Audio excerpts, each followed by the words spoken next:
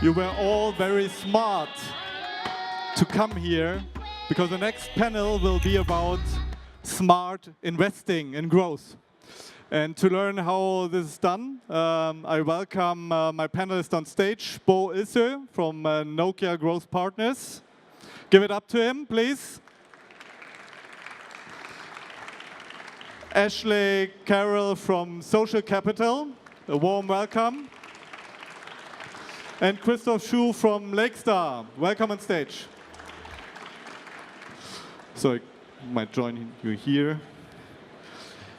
So as a warm-up before we know a bit what you're exactly doing at your companies, smart investing and growth. As a warm-up question, is it smart to invest in Bitcoins now? Bo. I don't think so. Why? Why?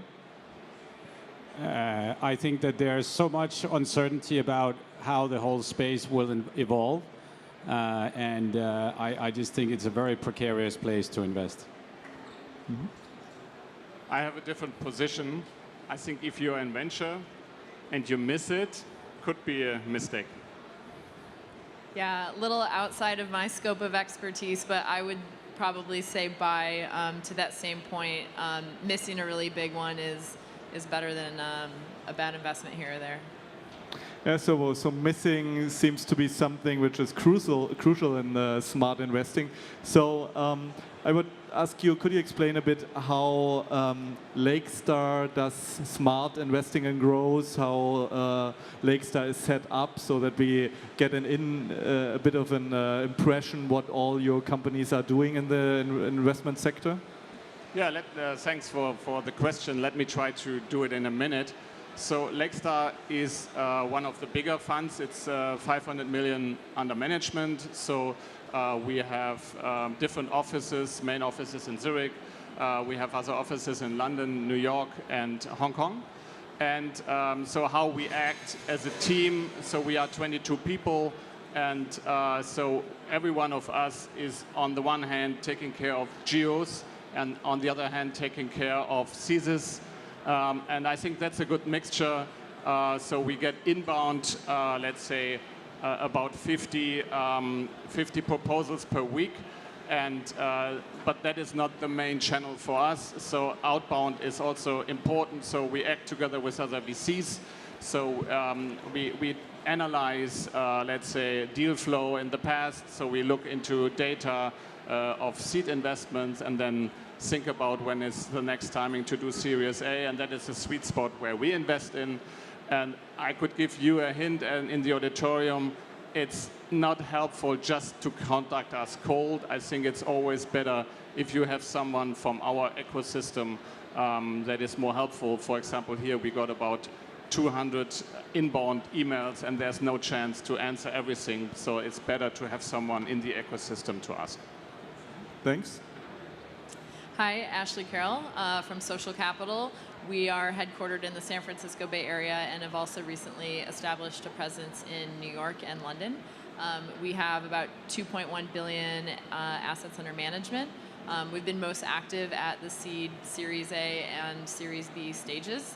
And then I know everyone's here to learn about growth, so there's growth, the trend and trajectory of a company, and then there's growth stage investing.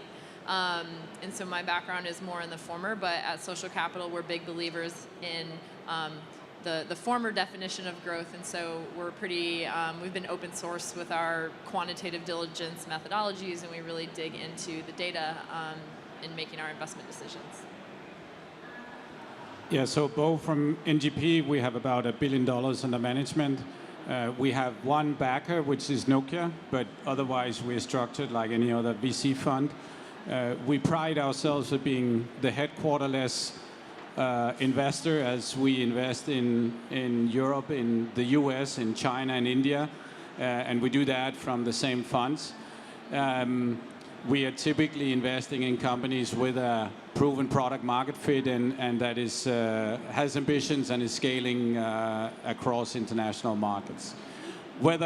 Whether we are smart, we always know 5 years later, right? That's the problem about being a smart investor, that you don't know on the day you make the investments and maybe the Bitcoin guys are going to be the smarts in 5 years' time, but we'll see about that. That's a humble statement, and I think we should meet here in 5 years from now to evaluate what's going on.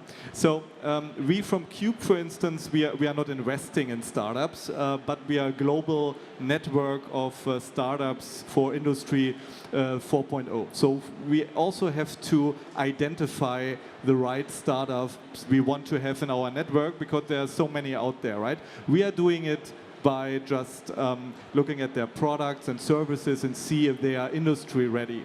I assume, as we are not investing in, but you investing in startups globally, it's a much bigger challenge. So I would ask you, what is the criteria you are choosing to invest, to smart invest in growth startups? Maybe Ashley, you can start with that. Yeah, sure. So as I mentioned, we are big believers in the underlying data and specifically engagement data. So the revenue numbers are important, of course, but I would much rather see a company where there's really crazy usage and the end users love the product and monetization isn't yet figured out than the other way around. And so, you know, we look at things like daily active users, weekly active users, whatever the case may be. We look at movements in revenue, so from 1 month to the next, how many, not just like a cumulative graph, but how many of those dollars are churned versus expansion revenue. We do a lot of cohort analyses to see, are your newer customers at least and ideally more active than earlier customers, which shows product improvement. So we have a pretty standardized methodology for analyzing growth and engagement. And how do you identify them? So you're looking, you get inbound applications, or you're more scouting the world, or? Yeah, we're a balance of, in terms of deal flow, we're a balance of inbound and outbound. We are investing in software and technology and automation to be able to handle the inbound because it can be overwhelming. And then in terms of making the decisions, the investment decisions themselves, we rely a lot on benchmark data, and so things that we've seen work in the past. So for example, one of our exciting investments is Slack. We are very early investors in Slack, and that's where we had seen a number of productivity and communications applications previously, and we saw that their engagement and viral growth were off the charts, and it led us to have a really high degree of conviction. And how, Bo, is a corporate venture different from that approach and structure, and where are the similarities? Yeah, so I would say in our case, we operate like Lakestar or Social Capital. We just have one backer. Obviously, what we try to do often is to find ways to work for our portfolio companies to work with Nokia, either Nokia as a customer or as a partner. And I think in terms of coming back to the smart question, one thing that's often overlooked is also thinking from a portfolio perspective when you invest, and especially you need to invest through cycles, meaning that you may want to take certain risks in an up cycle and in a relatively favorable market where we are today. At the same time, you also want to make sure that your companies can go through a down cycle, or at least some of them can. Some of them may not be able to survive, but obviously it's also a question of what kind of burn do they set themselves up with, when do they get to profitability, etc. But I think that sort of portfolio approach, thinking about being a smart investor is super important, because there's going to be a day after tomorrow where maybe it's going to be a lot more difficult, for instance, to find financing. And Lakestar, I mean, could you describe a bit the whole setup, how you do your venture investments? And if I ask, I mean, it was founded by Klaus Hommels. He's proven significantly his smartness by investing in a lot of companies like Skype and others. So how much is Lakestar depending on the smartness of Klaus? It is, of course. Klaus has done all the early deals in Spotify and Facebook and Airbnb and others. But being now a fund with about 50 ventures, just one person can't handle the deal flow and can't handle all the ventures. And so I think Klaus did a good decision to say, I build up let's say a professional structure with 7 partners, and these 7 partners do have dedicated thesis responsibilities. And how we act, I think that's interesting. If someone of us is finding an interesting startup, he's the champion in our team for the startup, and he or she has to find a co-champion. And whenever these two people say, hey, that could be interesting to show it in the partner meeting, so you have to fill out a dedicated paper with some structure in it. You have to answer the 7 investment criteria we do have.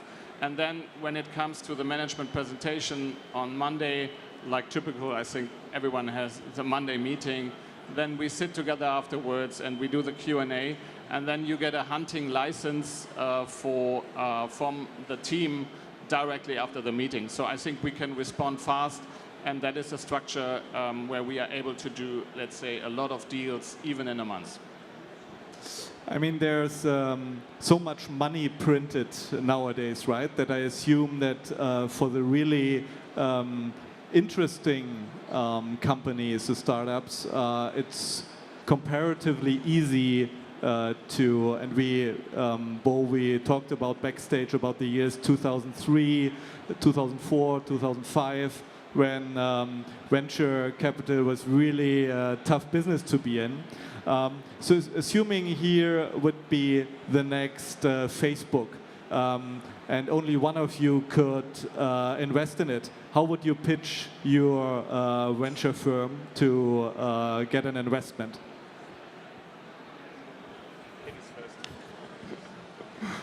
All right. So Social Capital is pretty unique in that we have as many partners working on the platform side of things as well as on the investment team, and they really are truly equal partners to us. And instead of things like recruiting and other services that other VC firms offer, which I would argue a great team should be able to recruit, we're 100% focused on growth. So we're offering services around data science, user acquisition, and we also, as I mentioned before, have invested in technology to help scale venture capital, not only the capital deployment side of things, but also the nurturing and helping of companies side of things. And then beyond that, I guess on a more personal level, I'd say that all of our investing partners are former operators. I've raised several rounds of capital from the other side of the table. We've been there, and we're in this business because we're really passionate about working with great entrepreneurs. So for us, the next Facebook pitch is we can show that we helped US-based companies like Airbnb, for example, to do the setup in Europe. So we were the partner for Airbnb to hire more than 400 people. We helped them on the ground with our dedicated team. We helped Spotify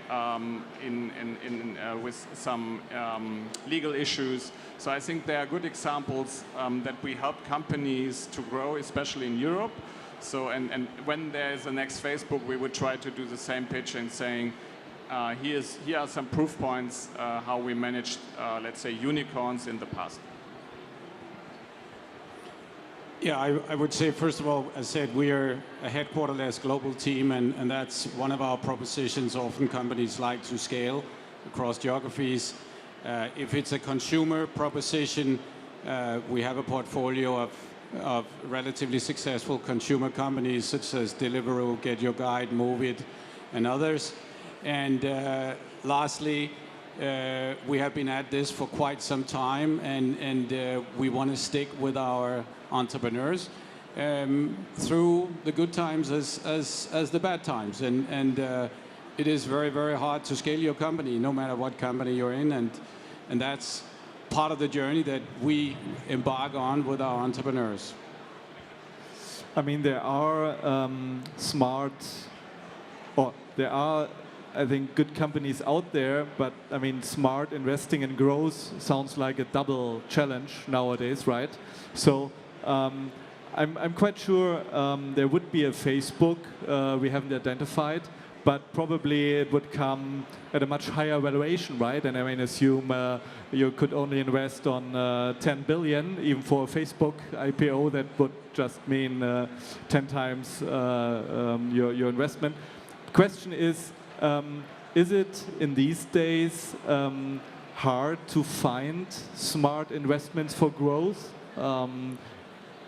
Taking into account the whole circumstances, the competition on the venture capital side, the tons of startups we have, that everything is about to being digitalized, so it's not so easy to focus on a specific area. If you really want to find the next big thing, how would you do that, or what's your approach, or can that be done, or is it not the time for smart investment and growth?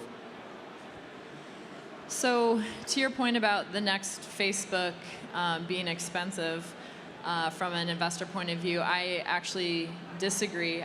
I just think that the next Facebook is going to come from most likely somewhere other than Silicon Valley or New York or London. And so there's great entrepreneurs everywhere, and there's a lot of discussion out there about how many VC dollars are floating around, and that is true in these fairly small ecosystems of Silicon Valley, New York, maybe LA, London.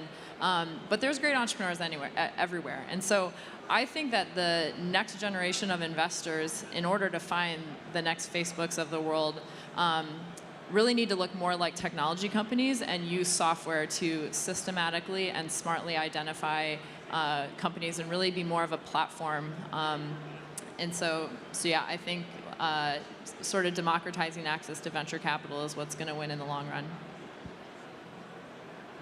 I think there's more competition on VC side in Europe than in the last 10 years. So we did some research on it. In the US, for example, the top 100 market cap companies, 80% of them are VC invested. If you look into Europe, it's just 8%. And but if you look on the VC ecosystem and infrastructure and company builder and corporate VC arms, we feel more and more competition in Europe. So you're right. It's not as easy as 5 years ago to come into deals. But that's where it's important to add value to the ventures, to say, hey, we have a dedicated team for marketing, for people, for tech, which can be helpful whenever you need it. And I think that's getting more and more important, that you're not just analyzing and spending money, that you're also adding value. And that's what we are trying to do as Lakestar. Something to add, Bo? We are quickly running out of time. I want a final question. Yeah, so no, I think for investing in these times, again, it's about a portfolio balancing from an investor. And then at the end of the day, it's about finding the best entrepreneurs, because they're going to take you through the ups and the downs of the journey.